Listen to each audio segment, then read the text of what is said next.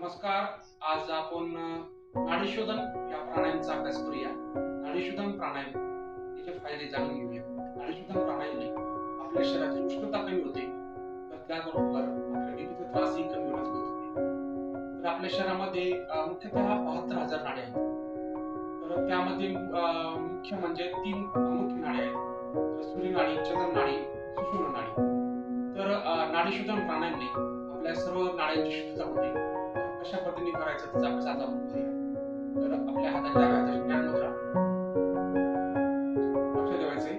फक्त डाव्या नाकपुडीने श्वास घ्यायचा आहे आणि उजव्या नाकपुडीने श्वास सोडायचा आहे. डोळे बंद करायचे.